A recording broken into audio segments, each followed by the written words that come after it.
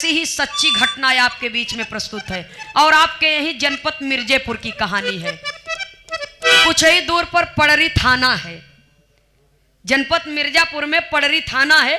आपके यहीं की घटना है। एक छोटी सी गीत आपके बीच में प्रस्तुत है।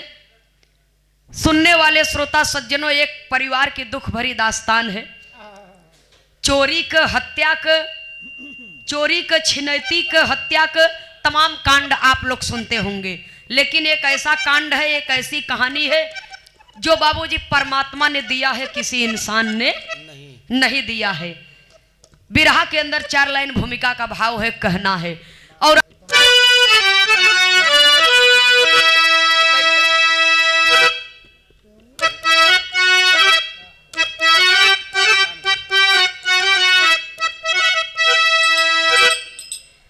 मेरे मालिक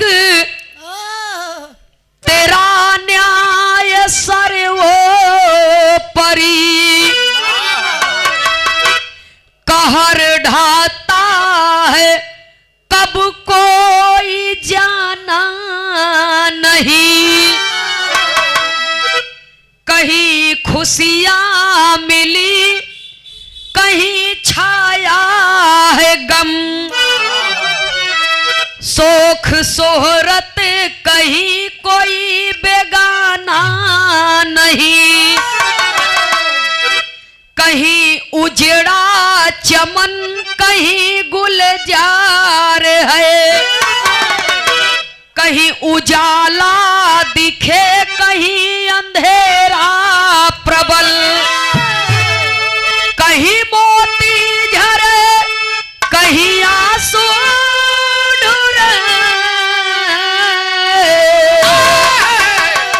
कहीं सूर्यास्त हो, कहीं सवेरा सबल।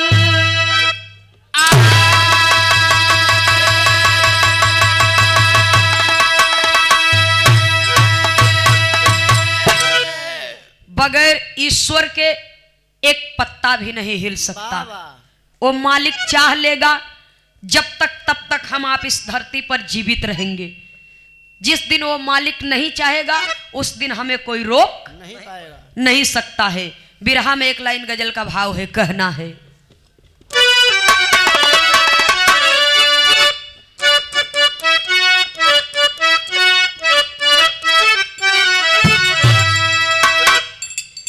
ये तो सच है कि अब कोई दिलवर, ये तो सच है कि अब कोई दिलवर दिल लगाने के काबिल नहीं है। ये तो सच है कि अब कोई दिलवर दिल लगाने के काबिल नहीं है।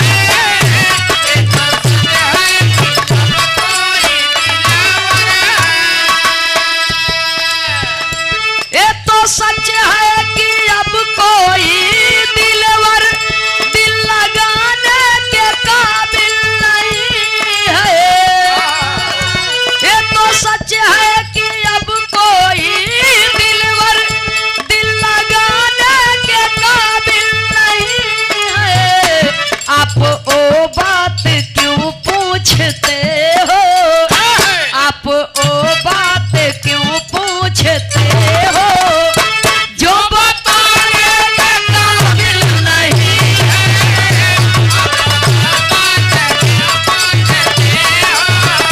जो बताने के काबिल नहीं है।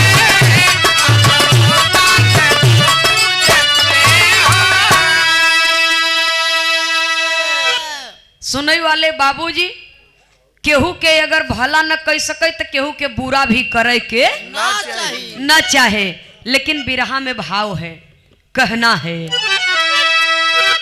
रो रही मैदनी आह भर के, रो रही मैदनी आह भर के, व्योम सागर नयन छल छलाता। रो रही मैदनी आह भर के, व्योम सागर नयन छल छलाता।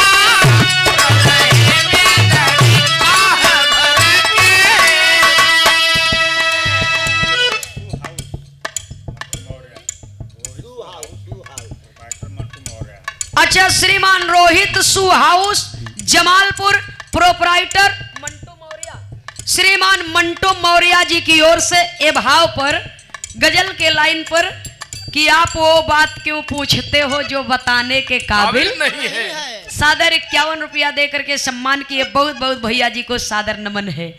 लेकिन बिरहा में कवि जी कितना सुंदर भाव दिए। रो रही मेदनी आह भर के, मेदनी माने धरती, रो रही मेदनी आह भर के, व्योम सागर नयन छल छलाता,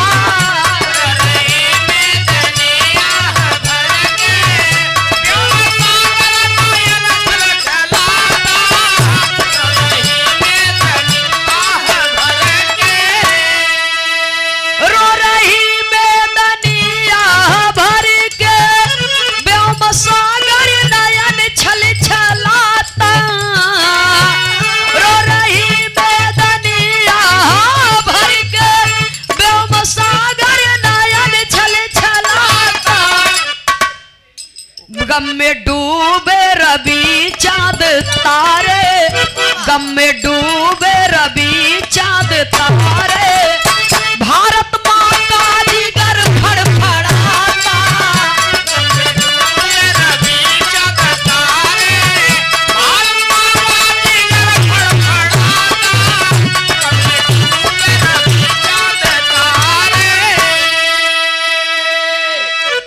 रो रही मेदनी आह भर के, रो रही मेदनी आह भर के, व्योम सागर नयन छल छलाता, गम में डूबे रवि चांद तारे, भारत माँ का जिगर फड़फड़ाता। ए भाव पर विजेता पोल्ट्री फार्म प्रोपराइटर श्रीमान ओमकार नाथ मौर्य जी की ओर से सादर 100 रुपया देकर के सम्मान किया गया। बहुत बहुत सादर नमन, आशीर्वाद की कामना है। उपस्थित सकल पंच के श्री चरणों में सादर नमन। जय माता दी, जय श्री कृष्ण। सुनने वाले बाबूजी, कहानी की शुरुआत यहाँ से बा। जरा आप लोग गौर करेंगे, कवि को बिरहा में एक नया मोड़ देना पड़ा। नया मोड़ समझ ले।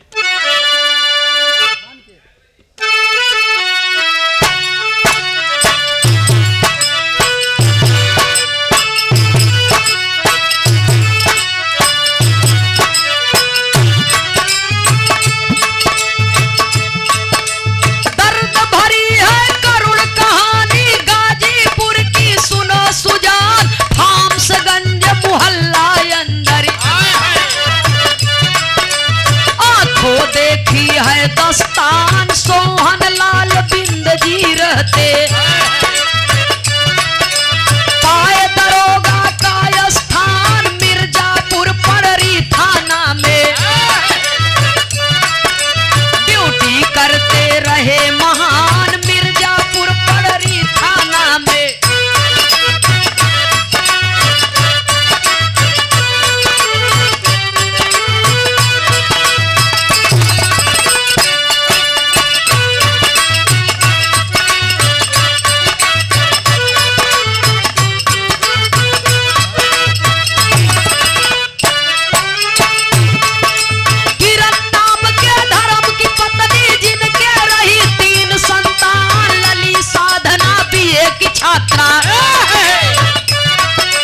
अशोक रंजन था गुणवान, दूसरा लड़का हिमांशु रंजन, छोटा था सुनिए कर ध्यान, पेट दर्द से दुखित दरोगा, काल चक्र सर पे मड़रान, पेट दर्द से दुखित दरोगा।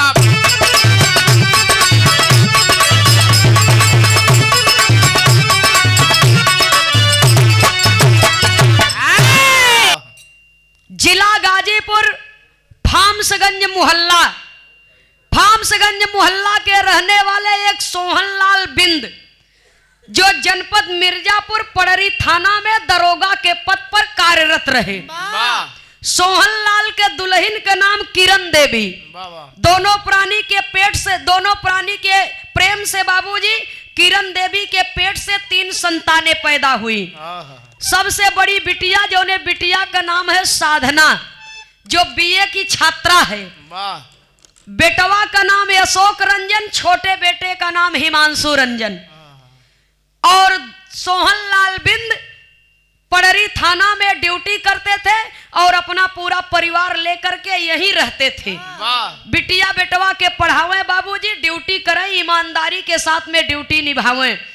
लेकिन सोहन लाल जी के पेट में काफी समय से कुछ दर्द हो रहा था। वाह अहर बिटिया के बाबूजी शादी तय कर दिए जिला भदोही टेमा गांव में।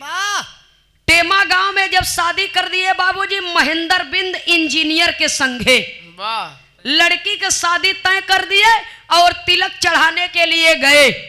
और तिलक चढ़ाई के जब वापस लौटे लागे अपने तमाम नात रिश्तेदार संगी साथी के साथ में, अचानक से रास्ते में पेट दर्द चालू हुआ। एकरे पहले जब कबो पेट दर्द करे तो मेडिकल स्टोर से दवा ववा लेके खाई ले, वहां पर कभी गौर नहीं किए। जब कभी गौर नहीं किए, जब अचानक से पेट दर्द होने लगा और असहनीय पीड़ा होने लगी, अब दर्द बर्दाश्त नहीं होत बाबूजी, तो नात रिश्तेदार मिलकर के दरोगा जी को लेकर के गए। कहाँ? बीएचयू वाराणसी में एडमिट किए, भर्ती कर दिए। और जब बीएचयू में भर्ती कर दिए बाबूजी, तो दवा दुआ होने लगी कि इनको पहले तत्काल राहत मिले, उसके बाद जांच हुई। और जब जांच हुई बाबूजी, तो जांच में आया कि दरोगा जी के पेट में एक गांठ है और उसके ऊपर कभी इन्होंने ध्यान नहीं दिया। अपने ड्यूटी पर और अपने निजी जिंदगी में इतने व्यस्त रहे कि अपने बीमारी पर कभी ध्यान ही न दिए। तो आज वो छोटी सी बीमारी बहुत बड़ी बीमारी बन गई है, इतनी बड़ी कि ऑपरेशन करने की नौबत आ गई। ऑपरेशन नहीं होगा तो दरोगा जी की मृत्यु भी हो सकती है। सुनने वाले श्रोता सज्जनों, ऑपरेशन थिएटर में ले जाया गया और ऑपरेशन किया गया। और जब ऑपरेशन किया गया तो ऑपरेशन थिएटर से बाहर आते हैं तो बेड पर लेटे हुए हैं, हॉस्पिटल में उनका पूरा परिवार है। तो किरण का हथवा पकड़ के, किरण के बाबूजी हाथ पकड़ के, अपने दुल्हन के हाथ पकड़ करके दरोगा जी एक बात कहते हैं। क्या कहते हैं? बिरहा में एक लाइन तर्ज का भाव है मास्टर साहब, कहना है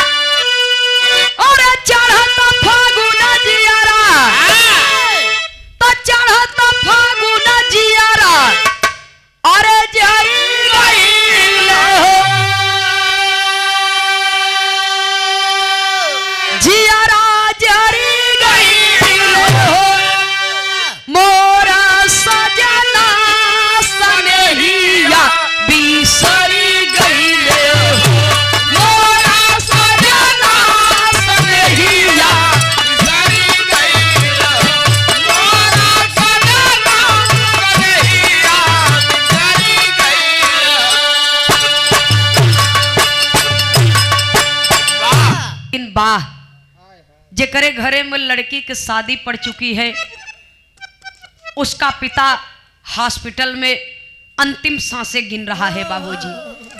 अब ऐसा महसूस होता है दरोगा जी को कि ऑपरेशन होने के बावजूद भी मैं बचूंगा नहीं, ऐसा प्रतीत होता है। तो अपने दुल्हन किरण देवी का हाथ अपने हथवा में रखे के दरोगा जी कहत का, अरे बढ़ला बीमारी दिल, तब बढ़ला बीमारी दिल, अरे दर्द भइल, दिल दर्द भइल, पड़ल आधा जल नवरिया गरद भइल हो, पड़ल आधा जल नवरिया गरद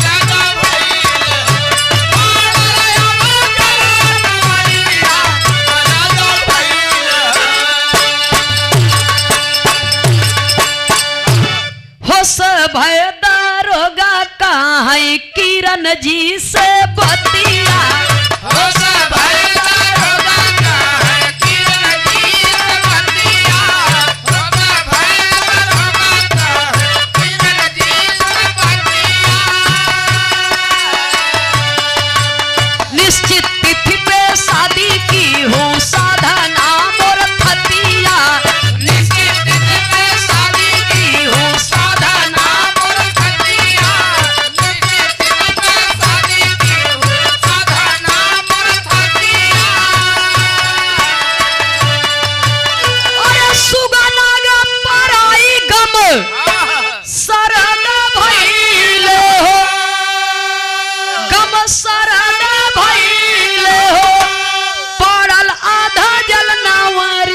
गरद भइले हो, पड़ल अगरद कंवरिया गरद भइले हो।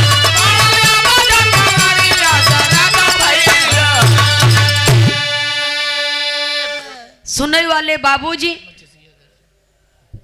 दरोगा जी अपने दुल्हन किरण देवी का हाथ अपने हाथ में रख के कहत हैं, किरण हमारे ठे बात मान ल, न जाने मौत कब मुझे अपने आगोश में ले ले। अरे ठीक है, तू अपन पूरा करा उनके बाद। न जाने कब मौत दरवाजे पर खड़ी है और मेरे करीब आ जाए, मैं तो नहीं जानता, लेकिन किरण आप मुझसे एक वादा कीजिए कि आप अपनी बेटी की शादी करेंगी और उसी घर में करेंगी, या जौने लड़का से तय कह के आई है वही लड़का के संगे बियाह करिए। और 15 तारीख का डेट कन्फर्म बा, 15 तारीख के बारात बुलाया। ये जनवरी के महीना चला था, फरवरी में 15 फरवरी के शादी तय करे है। तब 15 फरवरी के ही बारात आवे के चाहिए और बिटिया के बियाह कह दिया और कन्यादान कह दिया। हम रही न रही हमार संति प्यार तो ही अपने बिटिया के दिया और अपने बाप का कमी महसूस मत होके दिया। इतना बतिया जब बाबूजी किरण सुनत हैं तो दिल की धड़कन बढ़ने लगी, दिल की धड़कन बढ़ने लगी। और किरण कहती है कि नहीं सैया नहीं, ऐसा मत बोला, अरे आप अच्छे हो जाएंगे, आप अच्छे हो जाएंगे और अपने हाथों से अपनी बेटी का कन्यादान करेंगे। नहीं किरण, अब उम्मीद की कोई किरण नहीं नजर आती है, ठीक होने की उम्मीद की किरण तो नहीं नजर आती है, लेकिन आप मुझे वचन दीजिए। किरण कहती है कि ठीक है पतिदेव, यदि आपकी यही मर्जी है तो मैं आपको वचन देती हूँ, मैं अपनी बेटी की शादी धूमधाम से करूंगी, ठीक उसी प्रकार से जिस प्रकार का सपना आपने देखा है।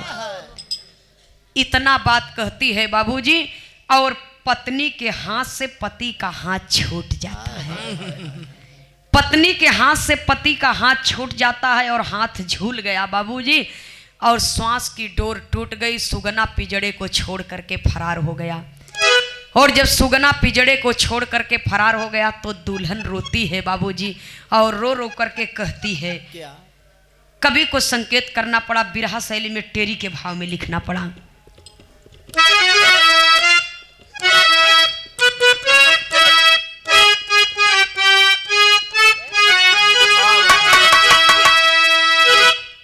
अरे मोरे राम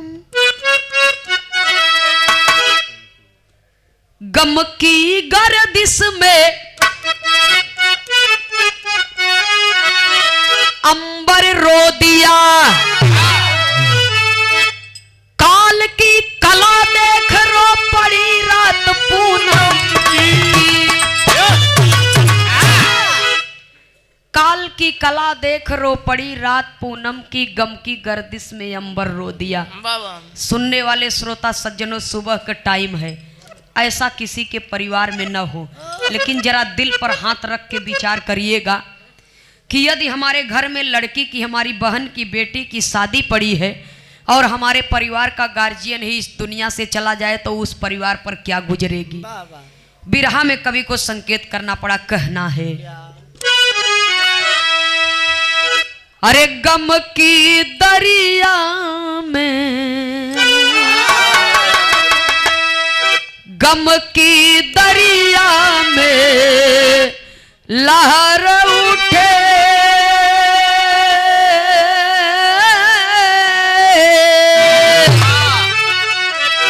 गम की दरिया में अरे लहर उठे, नैया मझधार में डूबल, किस्मत हम सबकी फूटल बा, गम की दरिया में लहर उठे, नैया धार में नैया डूबल बा, हम सबकी किस्मत फूटल बा, गम की दरिया में लहर उठे,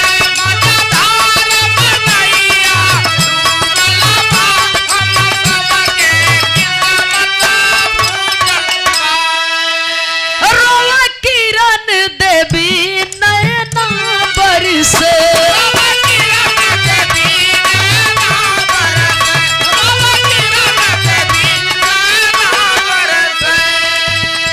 बिना पानी के मछली जैसे,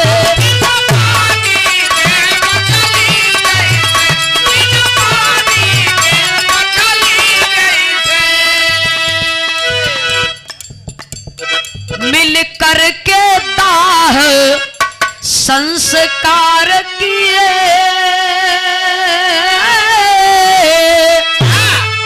मिल करके दाह संस्कार किए, अरे पति देव से नाता टूटल बा, किस्मत हम सबकी फूटल बा। सुनने वाले श्रोता सज्जनों, किरण रो रही है, तड़प रही है, अपने किस्मत को कोस रही है। रोवे किरण देवी नैना बरसे, बिन पानी के मछली जैसे। नात रिश्तेदार के साथ में दरोगा जी की लाश को लेकर के बाबूजी आया गया और अंतिम दाह संस्कार किया गया। और जब अंतिम दाह संस्कार किया गया, अब उस परिवार में बाबूजी, जिस परिवार में खुशियों की सहनाई बजने वाली थी, गम की सरगम बज गई, गम की सहनाई बज गई और शोक की लहर दौड़ गई। किरण देवी, विधवा किरण देवी अपने मन में सोच रही है कि हे प्रभु, मैं कहां जाऊं, मैं क्या करूं, अब किसके सहारे मैं अपनी बच्ची की शादी करूंगी। लेकिन मरते हुए अपने पति देव को याद दिया हुआ वादा याद आता है, वचन याद आता है कि मैंने अपने पति देव को वचन दिया है, वादा किया है कि मैं अपनी लड़की की शादी उसी धूमधाम के साथ में करूंगी जिस तरीके की ख्वाहिश आपने देखा है। इसे तो मुझे पूरा करना ही करना है, किसी भी कीमत पर। धीरे धीरे समय बीता और जनवरी बीत गई बाबूजी, 1 फरवरी आया। तो 1 फरवरी के दिन फोनवा का घंटी बजत बा। किरण देवी जाए के फोन उठावत है, हेलो, के बोला था भैया। दूसरी तरफ से आवाज आई, मैं आपका होने वाला समधी कृष्णचंद बिंद बोल रहा हूं। भैया का बात बा, शादी ब्याह का तैयारी कुल होत बा न भैया। अब तो शादी ब्याह का तैयारी होते बा, जवन गाज परिवार पर गिरी बा वो ना आपसे छुपी है ना गांव के लोगों से छुपी है। तब कहते हैं, सुना हमार बात हम फोन काहे किए है। देखिए सुनने वाले श्रोता सज्जनों कि अपने दुख से और दूसरे के दुख से कितना बड़ा फर्क होता है इंसान में। एक इंसान वो है जो दुखित है और एक इंसान वो बा जवन बेटवा के बारात लेके आवे वाला बा। किरण देवी से कहता है, क्या कहते हैं, बिरहा में तर्ज का भाव है मास्टर साहब।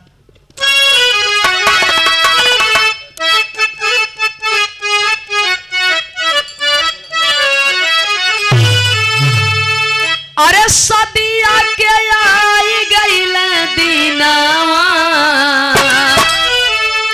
सदिया के आई गईल दीनावा, कृष्ण चंद मांगे मंगनावा, सदिया के आई गईल दीनावा, कृष्ण चंद मांगे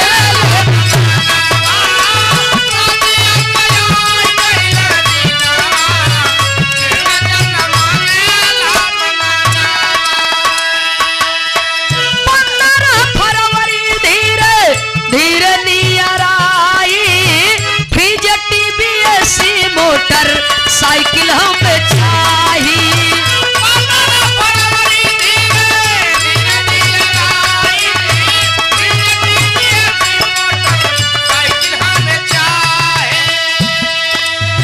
रोज रोज करई लागे फोनवा,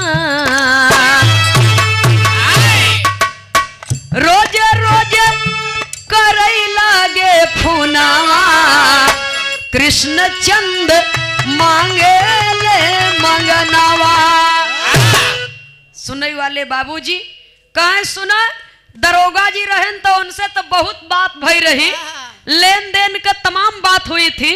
अब तो दरोगा जी ये दुनिया में नहीं है, लेकिन मैं इतना जरूर कहूंगा कि 15 फरवरी धीरे धीरे नियर आइल फ्रिज, टीवी, एसी, मोटरसाइकिल हमके चाहिए। दरोगा जी तो नहीं है, लेकिन इतना सामान हमें चाहे जब हम बारात लेके आओ और हमें दुआरे मिले के चाहे, इतना देखा के चाहिए आँखी से। जब ये इतना बतिया सुनत है बाबूजी, किरण देवी कहें सुना समधी भैया। अब दरोगा जी से क्या बात हुई थी, दरोगा जी की बातें तो उनके साथ में गई, लेकिन जो भी मुझसे बन पड़ेगा मैं करूंगी, आपको निराश नहीं भेजूंगी, हंसी खुशी आपका स्वागत करूंगी, सम्मान करूंगी, आपके बारातियों के स्वागत में कोई कमी नहीं होगी। आप बारात लेकर के आइए। सुनने वाले श्रोता सज्जनों, धीरे धीरे समय बीता और 15 फरवरी का दिन आ गया। 15 फरवरी के दिन आ गया। पूरी रकम दहेज की कर दी, बारात द्वार गए आई। अब कोहबर में महेंद्र इंजीनियर दुल्हा गरिसियाई, बाती मिलवई न फरमाइश किया, रकम की गम की गर्दिश में अंबर रो दिया। सुनने वाले बाबूजी, बारात सज धज करके आ गई, द्वार चार हुआ, जल पान हुआ, भोजन ग्रहण किए, शादी भी संपन्न हुई। अब कोहबरे में दुल्ही दुल्हा जब जाता है बाती मिलावे के रसम्बा, तो कहता इंजीनियर साहब कहत हैं, क्या पढ़ाई और लिखाई का रुतबा है बाबूजी? इंजीनियर साहब कहते हैं कि देखा ये माचिस के तीली से बाती हमें सोने का सलाई चाहे, बाती मिलवे बदे, और 1 लाख रुपया नगद चाहे। जब ये इतना बात विधवा किरण देवी सुनत हैं, कहें भैया इस संसार में अगर एक माँ अपनी बेटी की शादी करती है तो दामाद के रूप में बेटा पाने की चाहत रखती है, और कोई माँ अपने बेटे की शादी करती है तो बहू के रूप में बेटी पाने की चाहत रखती है। आज से मेरे पास 2 नहीं बल्कि 3 बेटे रहेंगे, हमरे पल्ले 1 रुपया नहीं बा भैया, हमें क्षमा कह दा, माफ कह दा। महेंद्र इंजीनियर दुल्हा कहाँ, अगर तोहरे पास पैसा नहीं तो अब बाती न मिले तोहार बिटिया तो है मुबारक, हम चले अपन बाराती लेके। घर गांव के लोग, गांव के प्रधान मिल करके, बाबूजी नात रिश्तेदार के लोग मिल करके मदद किए और कैसो न कैसो लाख रुपया जुटाई के दे दिए, और बाती मिलावे की रस्म पूरी हो गई। बाबूजी लड़की की विदाई हो गई, लड़की अपने ससुराल गई। जब बिटिया की विदाई हो गई, बिटिया ससुराल चली गई, तब माई धीरे धीरे अपने दोनों बचवन के सेवा में जुट गई। दोनों लड़का कहत हैं कि देखा तू ही हमरे लिए माई हो, तू ही हमरे लिए बाबू, और तू ही हमरे लिए बड़ी बहन। चिंता मत कर माई, तोहरे बुढ़ाई बेरी हमन दोनों भाई तोहार सेवा मन से कैल जाई, तनको चिंता मत करिया माई। दोनों भाई ढारस देवावत हैं माई के। अब माई भी अपने बचवन के पढ़ावे लिखावे लागिन। बाबूजी धीरे धीरे समय बीता तो हुआ क्या, बिरहा में एक लाइन तर्ज का भाव है मास्टर साहब, कहना है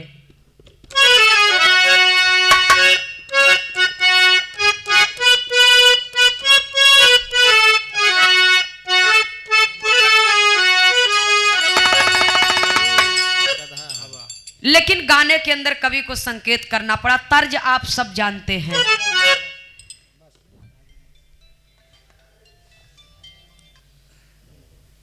बिरहा के लाइन में कवि को लिखना पड़ा, विधि के लिखानी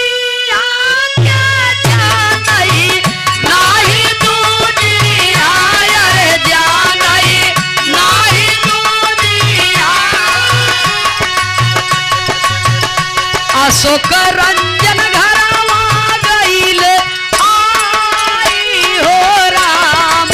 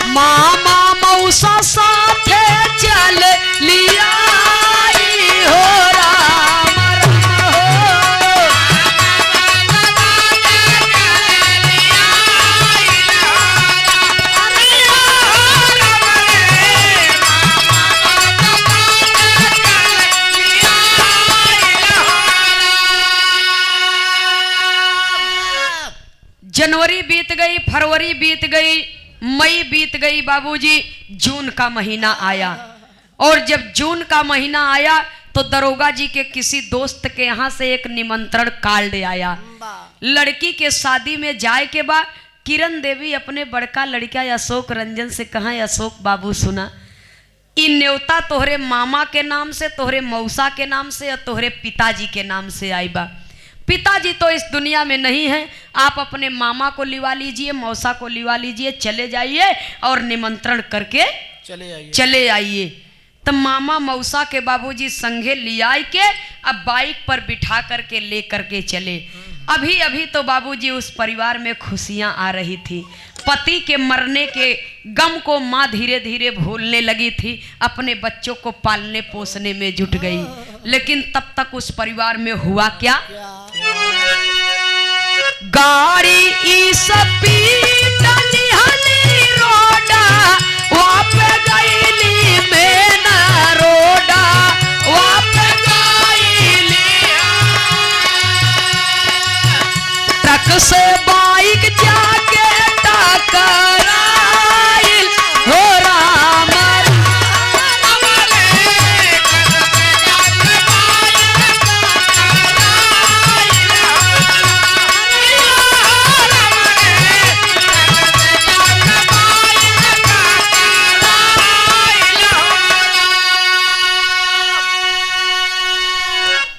सुनने वाले श्रोता सज्जनों, गाजीपुर हाईवे से तीनों लोग जा रहे हैं हाईवे पकड़ करके निमंत्रण करने के लिए। और तब तक उधर से ट्रक आ रही थी और ट्रक के ड्राइवर को झपकी लग गई बाबूजी, और अपनी रूट छोड़ करके दूसरी तरफ आ गया। ट्रक और बाइक का टक्कर हो गया। ट्रक और बाइक का टक्कर हो गया बाबूजी, और ट्रक के नीचे बाइक दब गई और बाइक पर सवार तीनों लोग भी दब गए बाबूजी, और इस दुनिया को छोड़ करके चले गए। तीनों जन के अंतिम सांस की डोरी टूट गई और टूट गई बाबूजी। ट्रक जब थोड़ा सा आगे निकली तो तीनों ये एक्सीडेंट देख करके वहां पर जा रहे लोगों का बाबूजी जमावड़ा लग गया। देखने के लिए लोग इकट्ठा हो गए, और जब देखने के लिए लोग इकट्ठा हो गए, उसी भीड़ में से किसी ने थाने पर फोन लगाया, एरिया के क्षेत्र के थाने पर फोन लगाया। दरोगा जी अपने दल बल के साथ में घटना स्थल पर पहुंचे, और जब घटना स्थल पर पहुंचे थे बाबूजी तो तीनों जन की लाश को देख करके वहां पर भीड़ में खड़े लोगों से पूछते हैं कि क्या इन लोगों को कोई पहचान रहा है? भीड़ में से आवाज आती है कि नहीं साहब, इनको तो हम लोग नहीं पहचान रहे हैं। तो अशोक रंजन के तन पर जो कपड़ा था बाबूजी, और अशोक रंजन के जेब से एक डायरी मिली। मोबाइल तो सब टूट गई थी बाबूजी, कोई सबूत मिल नहीं रहा था। एक छोटी सी डायरी रखी थी जेब में, और जब डायरी मिली तो उसमें डायरी को खोला गया, फोन नंबर था। अब फोन नंबर पर दरोगा जी फोन मिलाए। माई अपनी दुआरी पर बैठी है बाबूजी छोटका बेटवा के लेके, और तब तक घरे में फोन के घंटी बजी। माई जाए के फोनवा उठावत है, हेलो के बोला था भैया? सारी बात को बता दिए।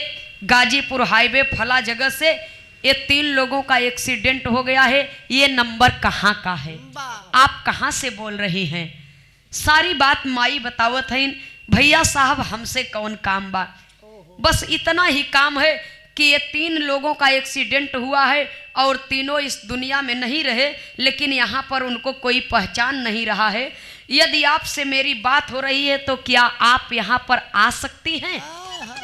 जब 3 लोगन के बात सुनत है माई, तो थोड़ी देर के लिए बाबूजी माँ का पांव रुक गया कि मेरा बेटा, मेरे बहनोई और मेरे भैया निमंत्रण करने के लिए गए हैं। लेकिन कुछ देर के बाद माई सोचत है कि नहीं, ये नहीं हो सकता।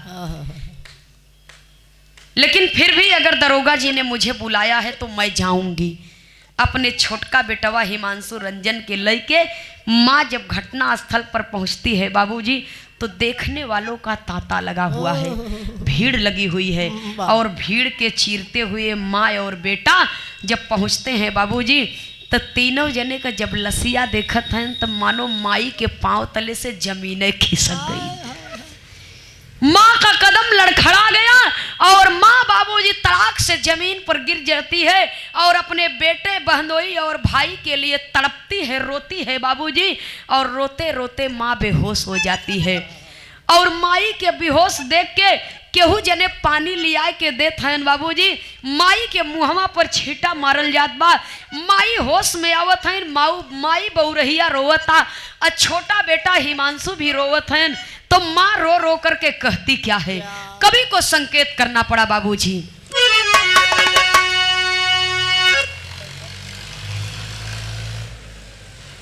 जाए तो जाए डाला है। माई रो रो के कहत हैं बाबूजी, भगवान से प्रार्थना करती हैं, शिकायत करती हैं और अपने किस्मत पर रोवत हैं। रो के कहत का है, रोवली मातारी सुन के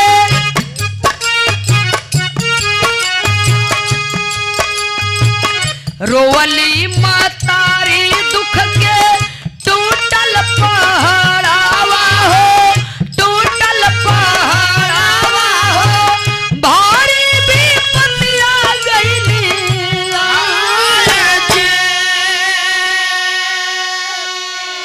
दूर दिन में लाल नाही भैला सहरावा हो, भैला सहरावा हो, कहवा तू गाइला है राय जी।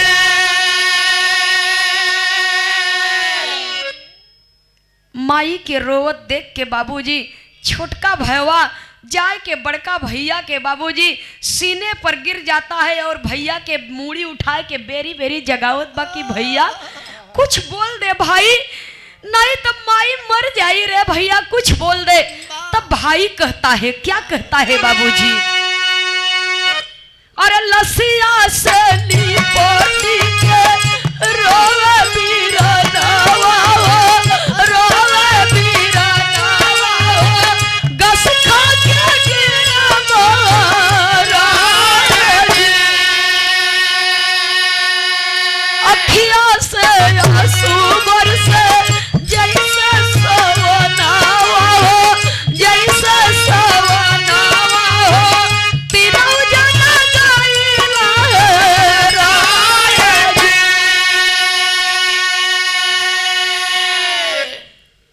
माँ और भाई बाबूजी रो रो करके मालिक से शिकायत करते हैं कि प्रभु ऐसा पाप मैंने कौन सा किया था कि जो मुझे इतना बड़ा दुर्दिन देखने को मिल रहा है। देखने वाले श्रोता सज्जनों, अब उस माँ के हृदय पर मानो जैसे मालिक ने चाकू चला दिया, माई का कलेजवे मोहे के आवत बा। छोटका भैया रोवत बा बड़का भैया के लाश पर गिर के। माई कबो अपने बचवा के लाश पर जाए के रोवत हइन, कबो अपने बहनोई के लाश देख के रोवत हइन, कबो अपने भैया के। या भगवान मैंने कौन सा पाप किया था कि हमारे नैहर सासुर दोनों कुलाप सूना कर दिए। ये कैसा न्याय है आपका, मेरे किस पाप की सजा आपने दी है प्रभु। मैं ऐसा नहीं जानती थी, मेरे पति इस दुनिया को छोड़ करके चले गए, मैंने अपने बच्चों के सहारे अपने जीवन को खुशी खुशी बिताने का निर्णय लिया, लेकिन आपने मेरी गोद को भी उजाड़ दिया, मेरे बेटे को भी मुझसे छीन लिया। और इतना ही नहीं, मेरी भाभी और मेरी दीदी की भी मांग सुनी हो गई। इन सब का दोषी केवल मैं ही हूँ प्रभु। अब मुझे इस दुनिया में जीवित नहीं रहना है, लेकिन बगैर समय के आए बाबूजी अपने मुंह मांगी मौत इंसान को मिलती। इंसान दुर्दशा झेलता है, विपत्ति झेलता है, लेकिन चाह करके भी इंसान मर नहीं सकता है। अब दुखों का पहाड़ तो टूट ही पड़ा है, लेकिन लाशों का अंतिम दाह संस्कार तो करना ही करना है। सुनने वाले श्रोता सज्जनों, देख रेख में लाश का पोस्टमार्टम किया गया और अंत में लाशों का अंतिम दाह संस्कार किया गया। माँ अपने बेटे को लेकर के अपने घर पे आई। अब तो दुखों का कोई और छोर माँ के नजर में नजर नहीं आ रहा है। माई अपने बेटवा के लेके कैसहू न कैसहू अपन जीवन बितावत हैं। धीरे धीरे समय बीता और जब हिमांशु रंजन पढ़ लिख करके सयान हुए बाबूजी। तो एक दिन के बाद बा माई अंगना में बैठी हैं, फोन का घंटी अचानक फिर से बजी। माई जाए के घरवा में फोनवा उठावत हैं, हेलो के भैया, मैं पड़री थाना से बड़ा साहब बोल रहा हूँ। आपके बेटे हिमांशु रंजन को पुलिस की नौकरी दी जाती है। आपके पति इस दुनिया में नहीं है, लेकिन मृतक आश्रित पर आपके बेटे को नौकरी दी जाती है। जब इतना बात सुनती है माई तो अपने बेटवा के बुलावत हैं, हिमांशु रंजन तनी पड़री थाना से बड़ा साहब का फोन बा, बाबू बतिया ले। तो देखा जब हिमांशु रंजन फोनवा लेत हैं बाबूजी, तब बतियावत हैं, कहत का है, कवि को संकेत करना पड़ा, कहना है,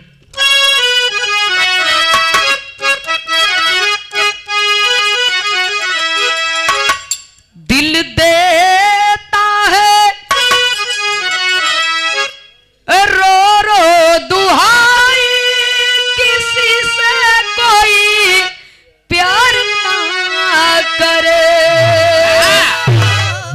लेकिन हिमांशु रंजन बड़ा साहब से कह रहे हैं कि ए साहब, अगर हमें नौकरी दे वही चाहत हुआ तो हमके पुलिस का नौकरी न चाहिए, पुलिस विभाग में नौकरी चाहिए तो, लेकिन हम वही पद पर बैठे चाहते जिस पद पर मेरे पिताजी थे। मैं दरोगा बनना चाहता हूँ। ठीक है बेटा, तुम अपनी पढ़ाई पूरी कर लो और मेहनत करो, निश्चित तौर से तुम्हारी मेहनत रंग लाएगी और तुम अपने माता पिता के एक लौते चिराग इस समय हो और तुम्हारी ख्वाहिश जरूर पूरी होगी। धीरे धीरे समय बीता, हुआ क्या? हिमांशु रंजन ट्रेनिंग कैले दिल लाई, दरोगा बनबई देश के लिए। कैले दिल लाई, दरोगा बनबई देश के लिए। कैले दिल लाई, दरोगा बनबई देश के लिए। ट्रेनिंग हुई पूरी, मिर्जापुर गइल आई।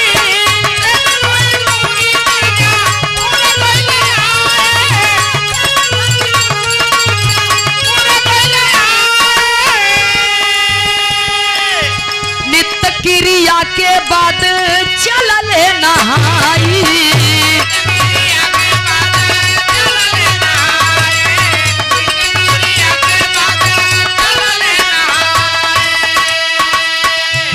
तो दोस्त तीन उसी समय गईले आई, दरोगा बनबई देश के लिए। सुनने वाले बाबूजी, धीरे धीरे कुछ दिन टाइम बीता।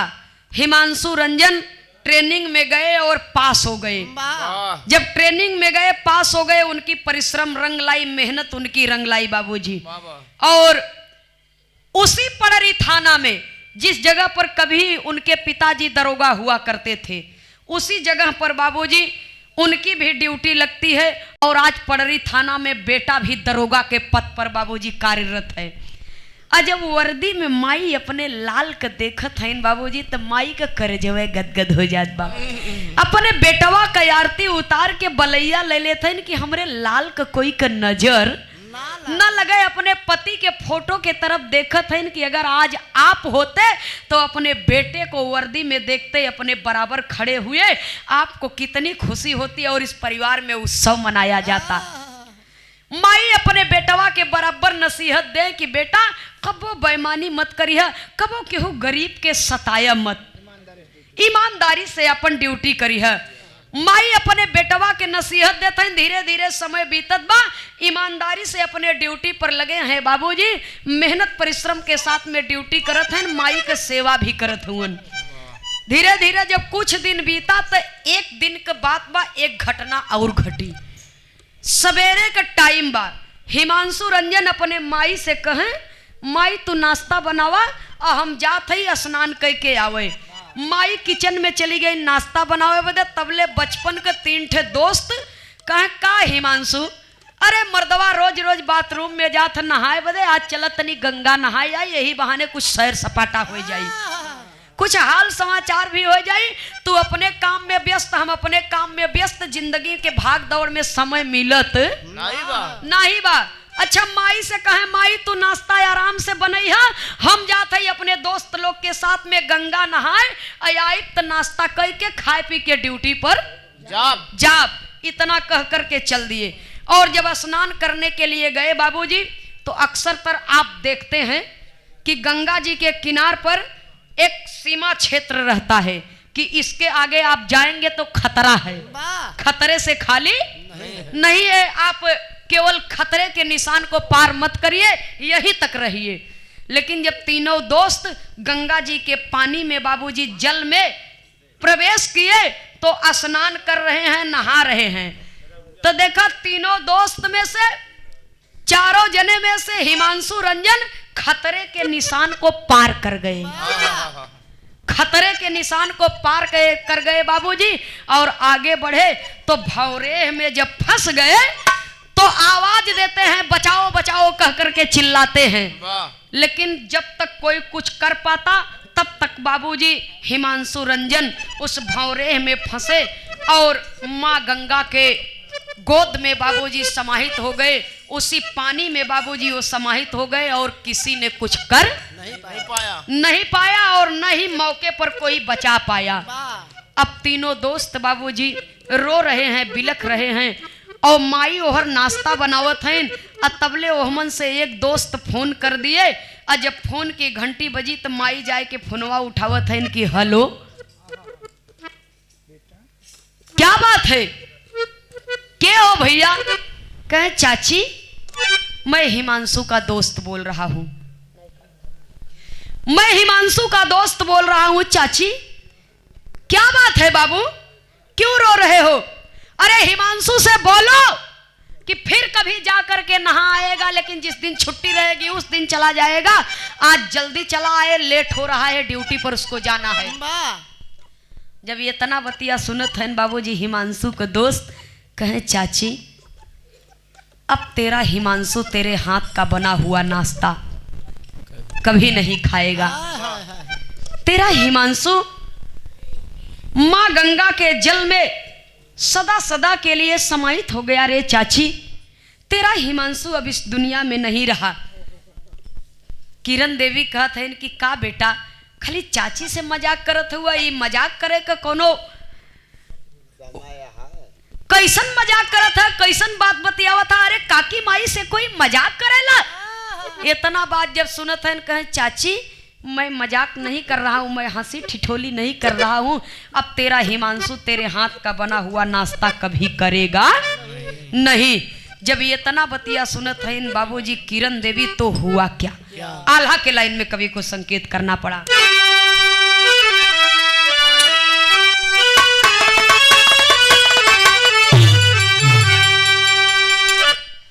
अरे सुनली खबरिया जब हिमांशु के मयरिया भैया गास खा के गिरी गईली जमी भरा,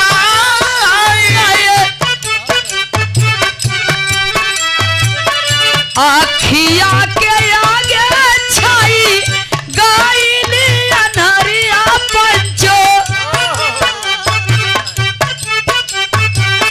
शोक के सगरवा उमड़ल हिया में पारी।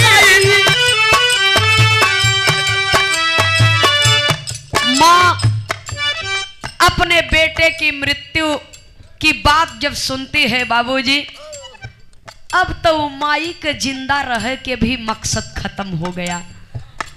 माँ अपने मन में विचार करती है कि प्रभु मेरा सुहाग इस दुनिया से चला गया, मैं पापिन इस संसार में जीवित रही अपने बच्चों के लिए, मेरा बड़ा बेटा इस दुनिया से चला गया, फिर भी मैं दुख बर्दाश्त करके इस दुनिया में जीवित रही।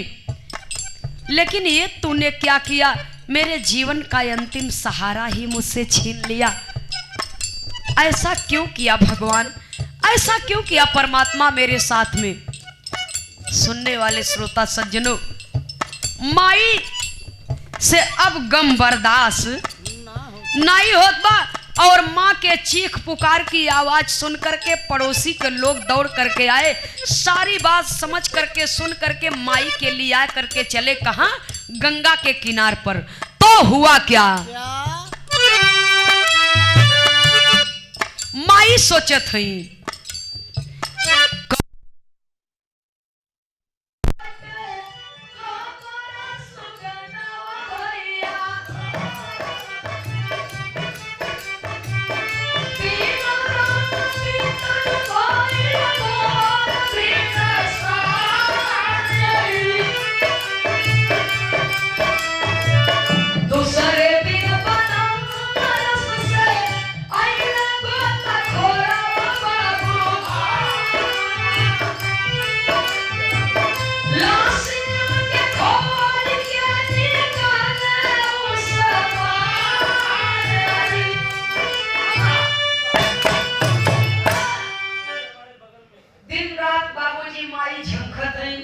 अपने बेटवा के बुलावत है, अपने लाल के खोजत है, लेकिन जब कोई रही तब तो नजर आई। माई के रोवत रोवत आंख असूये ओराए गई, शरीर पथराए गए बाबूजी। और दूसरे दिन बनारस से गोताखोरों को बुलाया गया और गोताखोर बाबूजी लाश का पता लगा करके बाहर निकाल करके ले आए। लाल का लसिया सामने रखल बा। अब माई रोवत है, लोग कहत हैं कि होश में इनके लिए आवा, कम से कम अपने बेटवा के ई देख त ले। जब लोग कहत हैं कि ये बहिन तोरे लड़का का लाश तोरे सामने रखी बा, जब लोग हल्ला मचावे शोरगुल मचावे तो माई बहुरहिया पागल सी हो गई है। कहत बा तू लोग पागल है।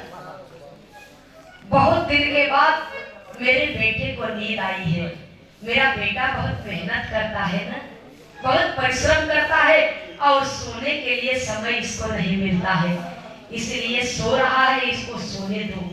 जब इसकी नींद पूरी हो जाएगी तो ये उठ जाएगा। माई कई दशा देख के बाबूजी लोगन को पांव तले से जमीन खिसक जात बा, लोगन का कलेजा मुंह के आवत बा कि अरे बाप रे बाप, मालिक ने ऐसा कहर इसके ऊपर ढाया है कि न तो ये जिंदा रह पाएगी और न ही इस दुनिया से जाएगी। एक शरीर तो जिंदा लाश हो गई। और तब तक बाबूजी उसकी बहन के पास भी जब खबर भेजा जाता है, तीनों दोस्तों ने साधना के यहाँ खबर भेजा, फोन पर खबर दी और साधना भी अपने पति के साथ में बाबूजी गंगा के किनार पर पहुंचती है और माई के से लिपट के बहिन रोत बा, भैया के लसिया पर गिर के रोत बा, लेकिन अब अंतिम दाह संस्कार तो करना ही है। सब लोग मिल करके अंतिम दाह संस्कार जब करने लगे, चिता में अग्नि जलाई गई और उस चिता के अग्नि के आंच से मानो माई के चेतना वापस लौटी और माई दौड़ी बाबूजी वही चितवे में कूदे बदी कि अब हमार जियल भी बेदरा अपने लाल के संगे अब मजा न रहब न ई दुख हमसे बर्दाश्त होई। माई धधार के अपने बिटिया धधार के अपने माई के पकड़ ले तो बाबूजी भर एक बार में नहीं रे माई, अगर तू चलेगी तो हम कैसे जिए। कभी को संकेत करना पड़ा, कहना है। आखिरी लाइन में जय मां दुर्गा पूजा समिति की ओर से जमालपुर पश्चिमी की पावन धरती से सादर 200 रुपया देकर के सम्मान किया गया। बहुत बहुत आप सबके श्री चरणों में सादर नमन है। माता रानी की दया दृष्टि आप सब पर बनी रहे और ये कार्यक्रम ऐसे ही प्रतिवर्ष धूमधाम के साथ में चलता रहे। नंदिनी ना सही, सूरज जी ना सही, तो कोई ना कोई कलाकार आप सबके बीच में आते रहे और आप सबका मनोरंजन करते रहे और आप सबके ऊपर देवी मैया का असीम अनुकंपा बनी रहे। बहुत बहुत नमन है। जय माता दी। आखिरी लाइन में स्वर्गीय दत्ता पंधारी के धुन में कवि को संकेत करना पड़ा, कहना है बाबूजी।